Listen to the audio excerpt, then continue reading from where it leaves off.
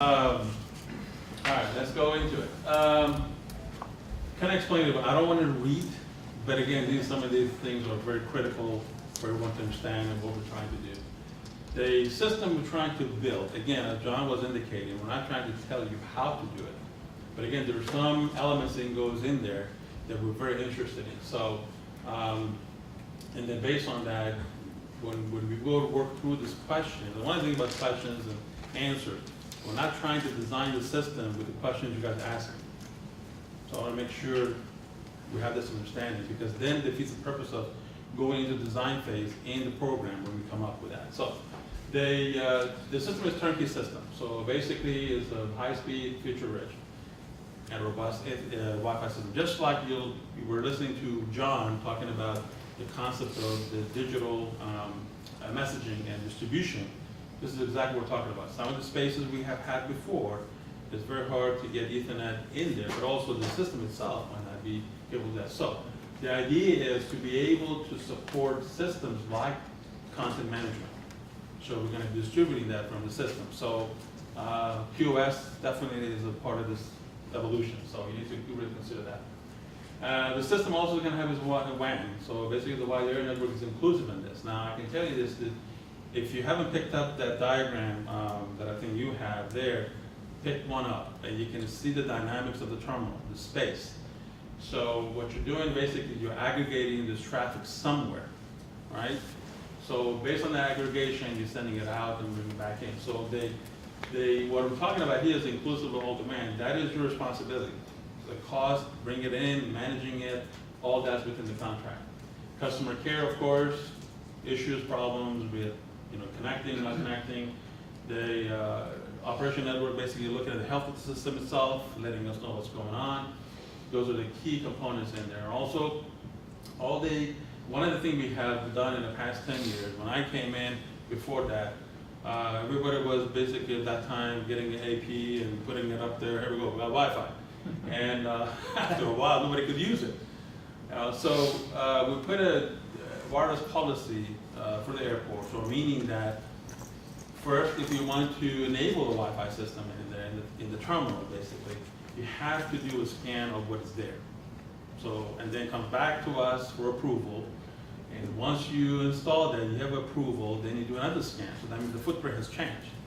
So we document it as such. So, so based on that, we kind of put this in here, this element here, that our provider would be responsible for the frequency design, the hardware installation, the system maintenance support, and also details of the radio frequencies in the terminals, right?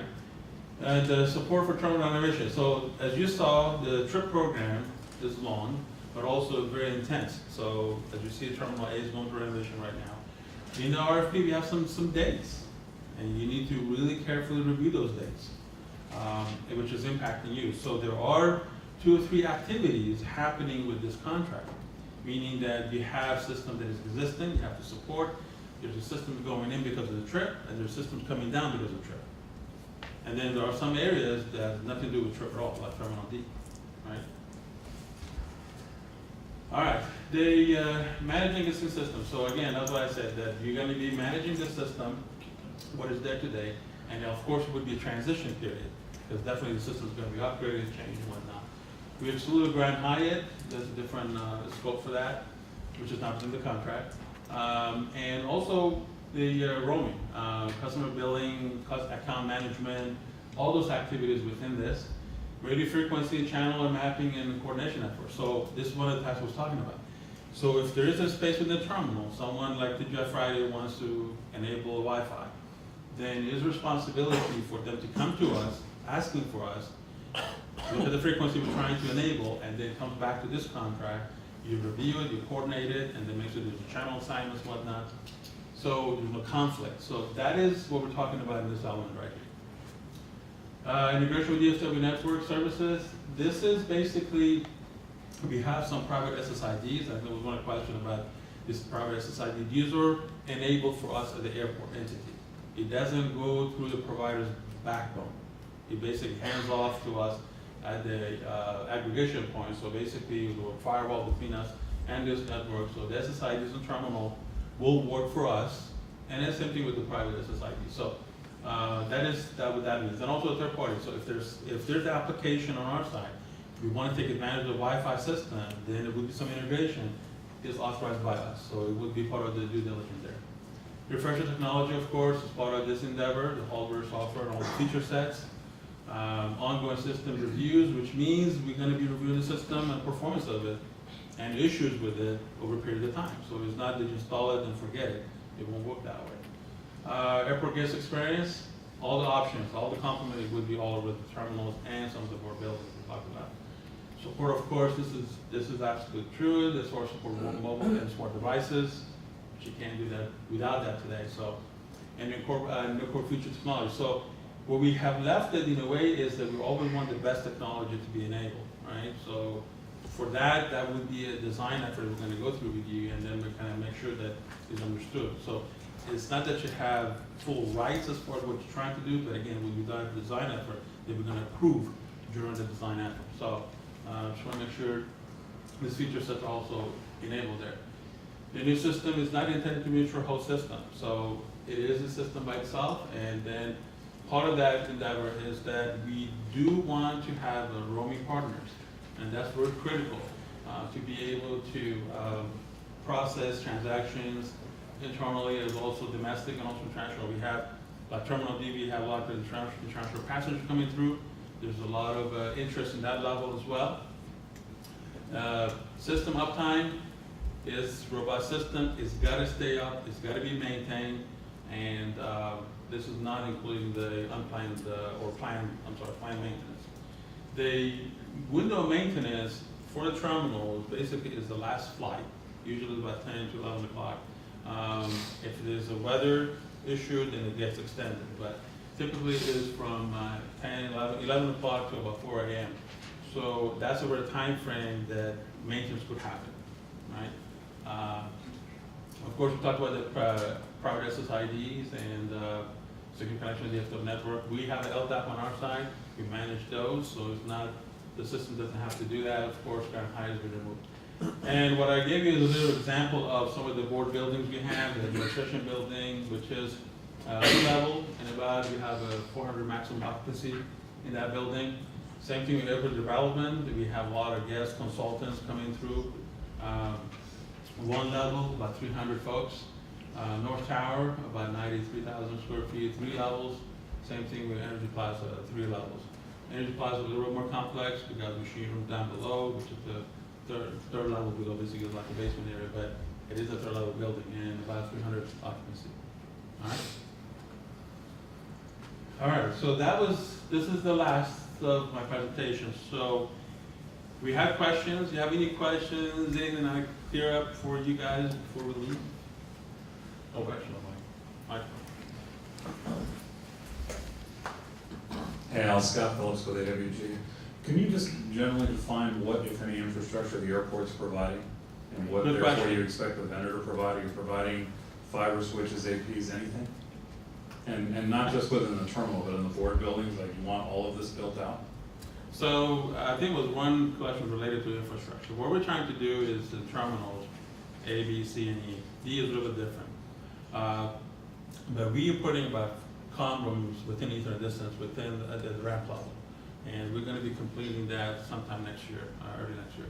So the idea is we're putting infrastructure in, especially fiber for aggregate points where it goes to be aggregated in that area. And also the switches that are going to be installed in the comm room, there's rack space for it, there's power for it, and also the need that it goes from there to the APs.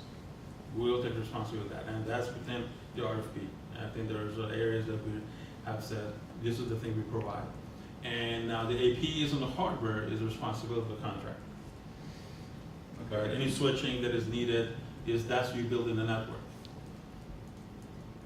But just to clarify, you're going to run it over your LAN and your switch layer? No, it's different. It's totally separate network. So the issue, what you're referring to, if we build it, you manage it, Yes. then we have foreign resources managing the DFW network. Right? So it just won't work that way. It's not within the scope of this contract. And so the idea is basically this is by the separate network itself. and there's an integration point where we hand off those private SSIDs between DFW network and this network. So we're accommodating everything that it needs for this network to exist on its own, and then through that secure connection, we do the content management, delivery and whatnot, and we do the last distribution. So again, when we have capability to drive that, then we will do that. So just to restate it then, you'll provide dark fiber between all the MDF IDFs, Absolutely. and you'll provide all of the Cat 6 drops up to the access points? Absolutely. Okay, but all of the hardware thereafter is up to the vendor? To the provider. And then That part of it, includes all of these board buildings as well? board building as well, Terminal D as well. So within the RFP, we said there is, the first deliverable is within 30 days, 60 days, 90 days. There's a design effort, that all would be included in that activity. So we'll share with you what the infrastructure looks like and how you're gonna be able to take advantage of it. And it would be a design development effort, which we will approve, as well as you are, so. Any questions? Pardon me. Mike? Noel Logan with AT&T. So is DFW going to provide a storage facility for all the equipment, hardware shipped for the Wi-Fi network to where it can be, shipped to this address on property and we can start staging it there for the implementation, or is that something we need to figure out on ourselves? There's a possibility to do that, so, but I think that would be part of the development, going through that, the needs and wants and operation, so. That's what we're working on. Any more questions? My name is Mehul Patel. I'm from Cisco. The question I had is, in these terminals, the vendors and concession stores, if they need services, do they have to request whoever is operating this network to provide that, or are they going to run their parallel network? Well, we're trying to encourage them to use this system. So I think that's what we have, the private SSIDs could be inclusive of them as well. So if you have a store that they want to basically just have Wi-Fi for the internal use, that is doable. That is absolutely part of the endeavor. So we want to encourage them to use it. But there are stores, TGI Friday, I think one example, that they have their own systems already there. It's been there for a long time and they want to use that. They might not even touch your system. So, but it would be a coordination effort for the RF perspective, channel assignments, whatnot. Same thing with the airline clubs, right? So there's a coordination there as well. So it could be the way that they could come to us and we encourage them to use the system and design it as such. So if you really think about it, you could actually create an intranet within the terminal and then have subscription to it.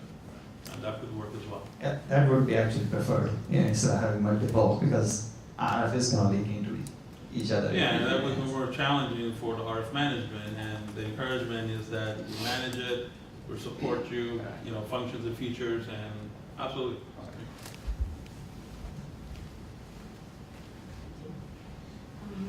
The RFP states that new equipment will be sourced from a third party. Will DFW provide spares for existing or future equipment? This is for Wi-Fi? Well, as a matter of fact, yes, it states there. Alan, I think what if I can, help me to jump in, it's the monitors, Yeah. that's language on the monitors. Yeah, I think that would be for John to respond. The Wi-Fi existing today is basically what you're going to be supporting. So you're taking over the management of that piece, that hardware. So I think what you're referring to might be the monitors that Dana's talking about. So we can address that with John. John? What's the question?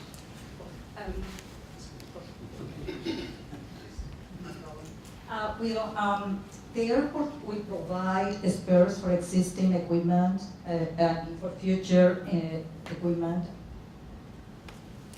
The airport provides. Yeah, and it states in the RFP that new equipment will be provided by a third provider. The answer to your question is, I don't know.